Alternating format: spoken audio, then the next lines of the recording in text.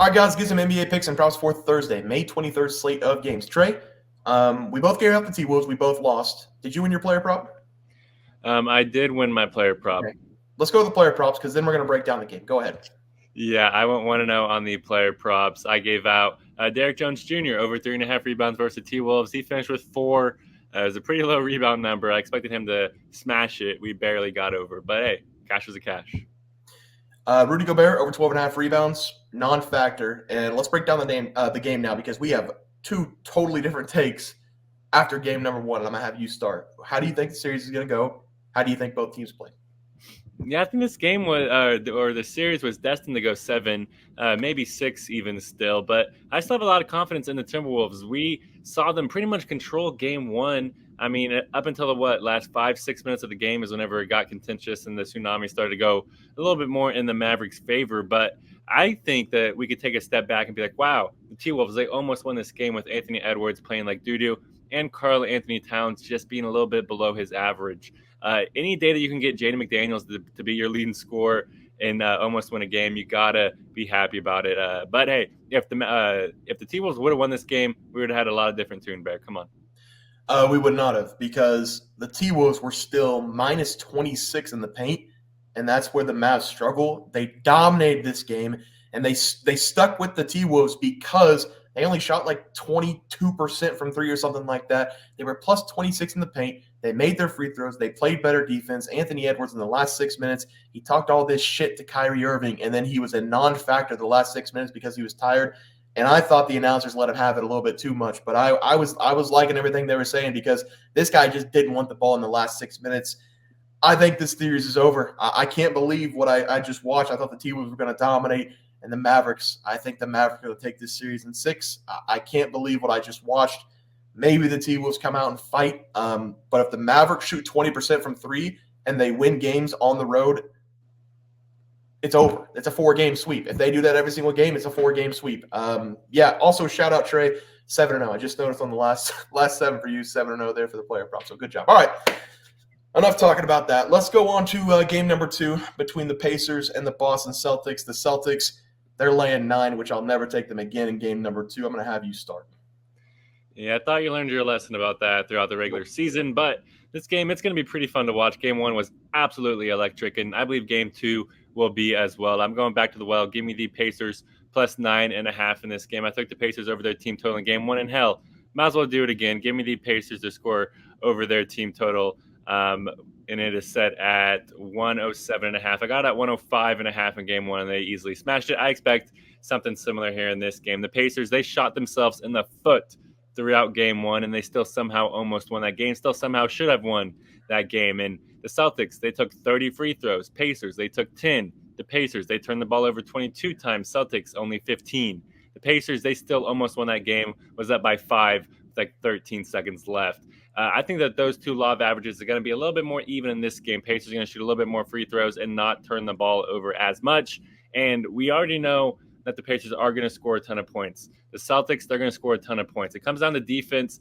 In game 1, neither team seemed interested in doing that. And it's hard to stop the Pacers whenever they just shove the ball down your throat on makes and misses. And Halliburton, he's the key here. He got clamped up in game 1 by Jrue Holiday. He might get clamped up again, but Turner and Siakam, they both of them have been showing up for the Pacers, and a lot of the role players have been absolutely amazing for Indiana as well. So 2 plays here. Give me the Pacers plus 9.5, and I'm also going to take their over team total of 7.5 or 107.5 as well. Yeah, I'm not going to take Boston anymore. They screwed me one too many times. The Pacers, they outplayed them in game number 1. The outcome of the game did not represent how the players play on the court, I felt like.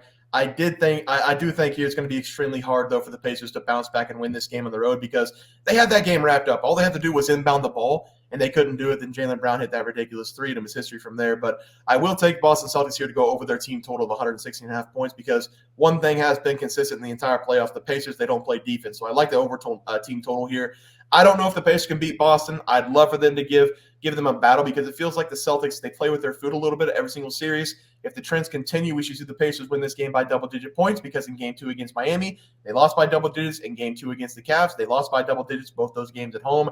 I just think the first game was such a wake-up call for Boston. Even though they did win the game, I think they woke up, and I don't know if the Pacers are going to be able to win this one. It did feel like Boston, they were dominating that entire game. They were up by double-digit points. I felt like a lot. But every time I looked, the Pacers were a bucket or two away from tying the game up. But Jason Tatum, Jaylen Brown, they disappeared in the fourth quarter. I thought the Pacers should have took it. I don't know. I don't know about this Boston team. We'll see how they play in game two. I'm just going to take the team total over 116.5 in this one. I think it's a safe play. Trey, let's go to the player props. Have you start us off? Yeah, guys, I'm going to go with Andrew Nembhard here, and I'm going to take him to go over 15.5 PAs against the Celtics.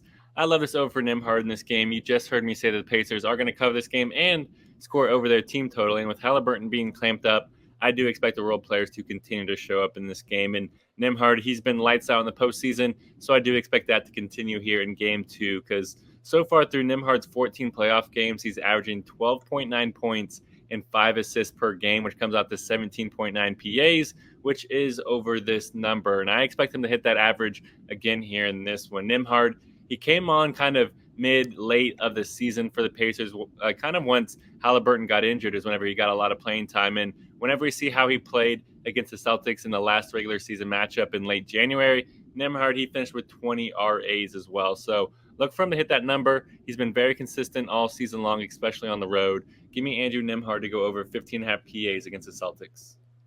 Yeah, I like that one there, Trey. For my play today, I'm going to take Jrue Holiday to go over 4.5 assists going up against the Pacers. Holiday for the Boston Celtics had the best game out of anybody on the floor. I think it's a ridiculous number here for his assists, but on the season, he was only averaging 4.8, so it does add up. He looks like a completely different player in this series. He was in charge the entire time, and he looked like he was running the offense for the first time in a long time for the Celtics. He played 48 minutes in game one. He shot 16 times. He was very aggressive. He nearly had a triple-double in the game. Jason Tatum, he took over in overtime, but Holiday throughout the entire game in regulation was the reason the Boston Celtics were playing very well for the majority of the game. And the reason they scored all those points, he had 8 assists in the game in game one. As a point guard in game number one, Holiday should have no problem getting his assists in this one as well because he's got a lot of great players who can make shots around him. He just has to get them the ball. It has to be nice for him to have all of these shooters around him, Jaylen Brown, Jason Tatum, Derek White, Al Horford, all those guys that can hit it from anywhere on the floor. Going up against the Pacers, we've talked about it a lot. They don't play defense. I think Jrue Holiday is going to have another great game. He means over 4.5 assists here as the play. Trey, let's go to the graphic. Have you start us off?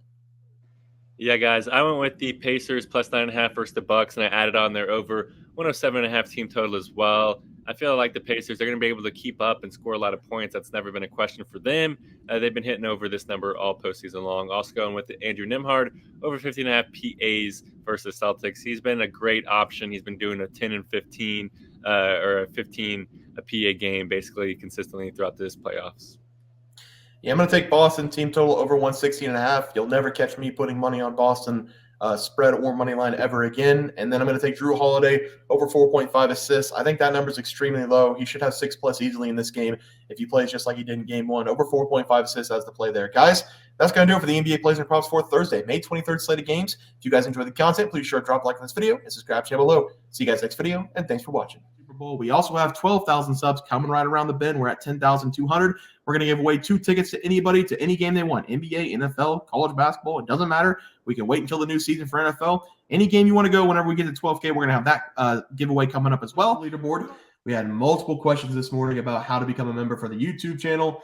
Let's do that really quick tutorial. You're going to go to youtube.com. You're going to go to Bears Profit Plays. You're going to search it in. You're going to hit our thing. There's a join button right just to the right of subscribe. You can click that. There's 2 options. You have the Bear Pack for $4.99. That gives you access to YouTube member plays. And then you have the Bear Pack Gold for $7.99 a month. That gives you access to our member plays on YouTube. And it gives you a 1-month membership to our website, bearsprofitplays.com. So if you get the Bear Pack Gold, you save yourself $2 a month. A little bit cheaper if you want to do that. But that is the tutorial for anybody that needed it. We had multiple questions today through email about how to do it, and it wasn't working. But if you want to know, there it is right there. Trey,